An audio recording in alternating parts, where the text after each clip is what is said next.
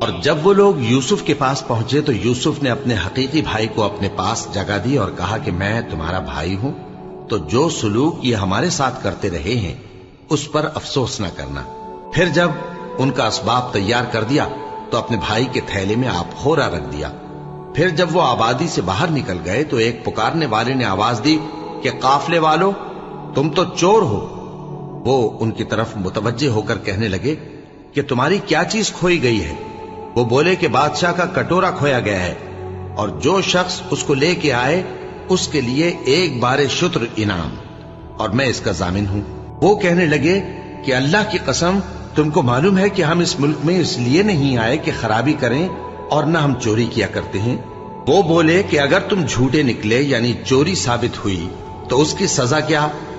انہوں نے کہا کہ اس کی سزا یہ کہ جس کے تھیلے میں وہ دستیاب ہو وہی اس کا بدل قرار دیا جائے۔ ہم ظالموں کو یہی سزا دیا کرتی ہیں۔ پھر یوسف نے اپنے بھائی کے تھیلے سے پہلے ان کے تھیلوں کو دیکھنا شروع کیا، پھر اپنے بھائی کے تھیلے میں سے اس کو نکال لیا۔ اس طرح ہم نے یوسف کے لیے تدبیر کی، ورنہ بادشاہ کے قانون کے مطابق وہ اپنے بھائی کو لے نہیں سکتے تھے مگر یہ کہ اللہ چاہے۔ ہم جس کے چاہتے ہیں درجے بلند کرتے ہیں، اور ہر علم والے سے بڑھ کر ایک بڑا علم والا ہے۔ برادران یوسف نے کہا کہ اگر اس نے چوری کی ہو تو کچھ عجب نہیں کہ اس کے ایک بھائی نے بھی پہلے چوری کی تھی، مگر یوسف نے اس بات کو اپنے دل میں مخفی رکھا اور ان پر ظاہر نہ ہونے دیا، یعنی زیر لب کہا کہ تم بڑے برے ہو، اور جو تم بیان کرتے ہو اللہ اسے خوب جانتا ہے۔ وہ کہنے لگے کہ اے عزیز، اس کے والد بہت بوڑھے ہیں اور اس سے بہت محبت رکھتے ہیں، تو اس کو چھوڑ دیجئے اور اس کی جگہ ہم میں سے کسی کو رکھ لیجئے، ہم دیکھتے ہیں کہ آپ احسان کرنے والے ہیں۔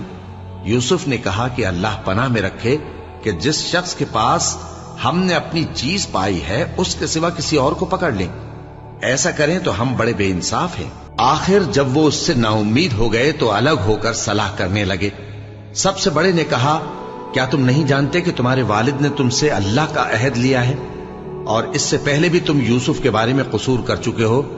تو جب تک والد صاحب مجھے اجازت نہ دیں میں تو اس جگہ سے ہلنے کا نہیں، یا اللہ میرے لیے کوئی فیصلہ کرے، اور وہ سب سے بہتر فیصلہ کرنے والا ہے۔ تم سب والد صاحب کے پاس واپس جاؤ اور کہو کہ ابا، آپ کے صاحبزادے نے وہاں جا کر چوری کی، اور ہم نے تو اپنی دانست کے مطابق آپ سے اس کے لے آنے کا عہد کیا تھا، مگر ہم غیب کی باتوں کے جاننے اور یاد رکھنے والے تو نہیں تھے، اور جس بستی میں ہم ٹھہرے تھے وہاں سے یعنی اہل مصر سے اور جس قافلے میں آئے ہیں اس سے دریافت کر لیجئے، اور ہم اس بیان میں بالکل سچے ہیں۔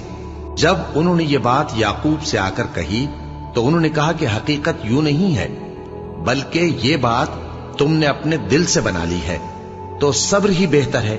عجب نہیں کہ اللہ ان سب کو میرے پاس لے آئے، بے شک وہ علم والا ہے، حکمت والا ہے۔